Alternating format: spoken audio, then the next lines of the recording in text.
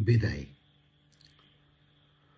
18 वर्षे कलकलाउँदो छिटो छिर्यो थियो जागिरमा 43 मा जसै छिर्यो गिर्यो जागिरमा। महिना मर्यो तलब 875, कोठा भाडा दाल चामल हिसाब भयो 972। सोचे तलब हो कि तँ नखा त नखा। अर्को महिना अलि छिटो आयो, छिट्टै सकियो पनि। पुगेन महिना पारे, सम्झे नाम ठिकै रहेछ महिनावारी। फेरि आयो अर्को महिनाको हिसाब किताब उस्तै। भन्थे मान्छेहरू पारिश्रमिक, घोइटोमा घाम लाग्यो वारी सरकार पारिश्रमिक। पुगेन घाँसपास कपासलाई, हिँड्यो दुर्गम बाँच्नलाई। पश्चिम रुकुम चौरझारी, बागलुङ पर्वत धौलागिरी, म्याग्दी काली सलल मनै भयो झलल। बढ्यो तह 4/5 2056 फाल्गुन मास 58 सम्म त्यतै बास।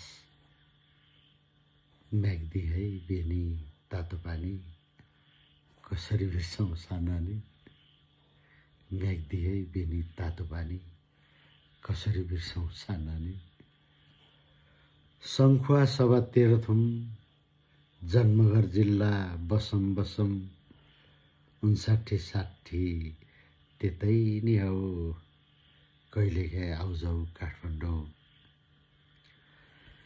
भाग्यमा भयो तलमाथि, पुग्नु छ मनाङ खै साथी। 4 दिन हिँड्दै बस्दै बास, केही होला कि भन्ने आस। 63 सम्म मर्स्याङ्दै तिर, घरका सबलाई पिरै पिर। हेलम्बुमा 2 वर्ष, स्याउ खाने रहर अलपत्र। हेलम्बुको स्याउ भन्ने नाम मात्रै हो। अधिकृत बन्ने रहर थियो, 5/6 हुँदा फुर्ती बढ्यो। 11 वर्ष एउटै तह, कसलाई पोख्नु मनको भयो। अधिकृतको कुर्सी अवकाश कोष, दुखीलाई जाग्यो अर्कै जोस। उमेर थियो तन्नेरी, मिर्चयादेखि सल्लेरी। प्रसारण लाइन 16 मा, अफिस नै हुन्थ्यो झोलामा। चलेकै थियो घर खर्च, सिराहा 16 8 वर्ष। 76 मा दुधकोशी, धेरै नै घुमे गाउँ बेसी। 79 तिर इटहरी, 1 वर्ष बित्यो सुस्तरी।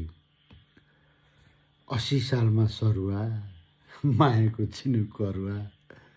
उत्पादन विकास विभाग, काम छैन खाली दिमाग। 10 महिनापछि यतै छु, इन्जिनियरिङ सेवा हालसम्म।